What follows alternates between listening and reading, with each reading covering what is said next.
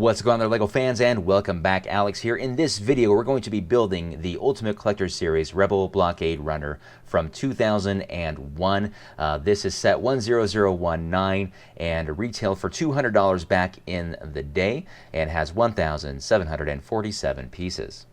Now, once upon a time, this was in my collection. I actually bought it when it was still available from the LEGO Group many years ago. I sold it some time ago because I was kind of just getting rid of a lot of my Star Wars set and specializing in my city. However, as you guys know, I am recollecting my UCS sets. Thank goodness for Bricklink. I've sold this and now bought it on Bricklink. How about that? So full circle. Now, this particular set, the seller told me that he doesn't think it was ever built. I liked this one particularly because it still had the sticker sheet intact with the exception of the plaque, so I'm kind of a little skeptical that maybe it actually was built at one point. But this particular set, the reason I wanted one that had the sticker sheet still intact was because this thing has a really bad reputation for cracking and peeling stickers, so it was important for me to get that the way it was. Now, I don't know if I'm actually going to apply the stickers on this because I just get the feeling that if I do, inevitably they will start to peel and crack. Let's take a quick look at the instruction book itself. Remember, this thing is, of course, 18 years old, so pretty darn good shape. And of course, I love that it's just one book, not 2, 3, or 4. You open this thing right up and it goes right into the build. Doesn't waste any time with mumbo jumbo. I think it has about 125 pages, if I remember correctly, here at the very end, where you marry these 3 sections of the Rebel Blockade Runner to make your UCS set complete. Turn the page and you have a bunch of advertisements of sets that were very popular in the day. Wow, nostalgia coming here, guys. Here is Yoda, and he is actually going to be next on my list of things to build. Now, this seller is awesome. He's got all of the pieces organized for me, and look at these pieces. They look very nice. The white looks white, not yellowed, and all of these plates here. So very nice packaging. So organization isn't going to be a problem. I can get right into the build, no problem. So let's go ahead and open these bags up, do a quick review on this, and see if we can't find a good spot for it here in the office.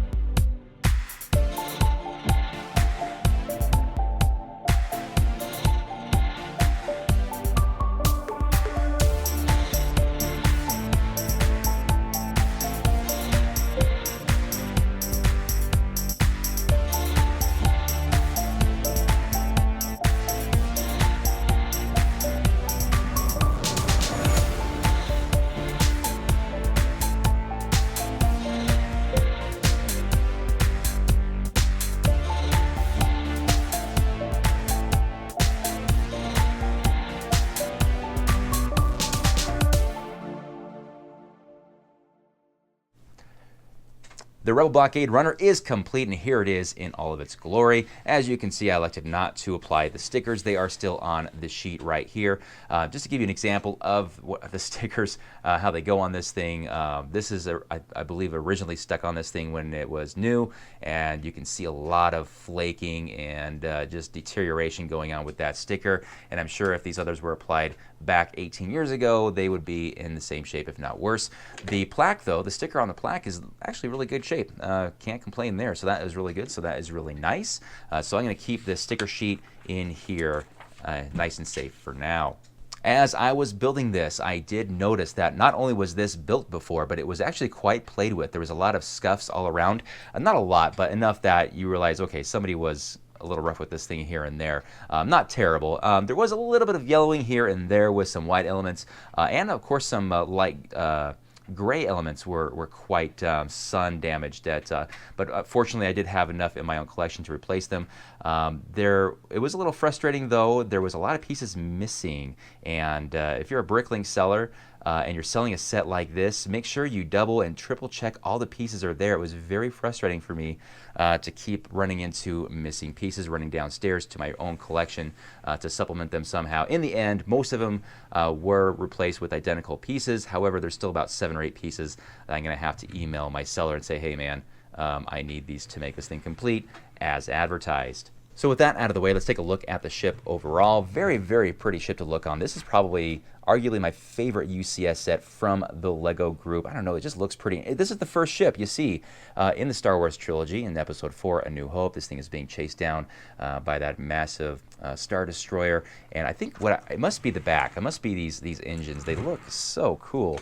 They did such a great job with this thing. Remember, this thing is 18 years old now. And yes, you can see some scuffs from the white elements here. There's one here, one there, and throughout. So this thing has seen some play for sure. But all in all, when you step back and look at this thing and take it all in, it looks really, really nice. One thing to add also is that this has the rubber bands on it. These are rubber bands that come with it to keep it closed like this. Otherwise, these kind of move up a little bit, or can. Most of these are gone. I thought about not putting them on there, but I was just so interested to just get them all on there, have it complete. So yeah, the rubber bands are on there.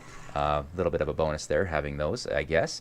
But this does come apart in 3 sections. You probably noticed in the time-lapse build, this comes apart here and here. In fact, let me try to do that. See if I can do it without actually causing any damage to it. But it comes apart right here. There we go. And this part does balance enough on its own. Whoops. There we go. Make sure that's not going to tip. There we go. And then the engines separate.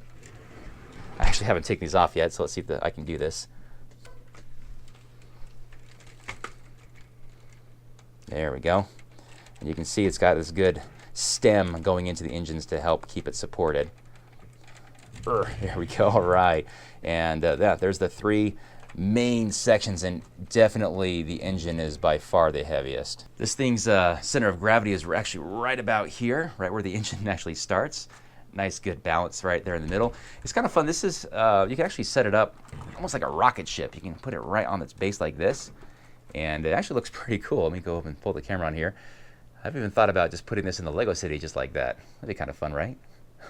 All right, I'm having a little too much fun here. Okay, let's go ahead and see if we can't find a good spot for it here in the office to start gathering its own dust.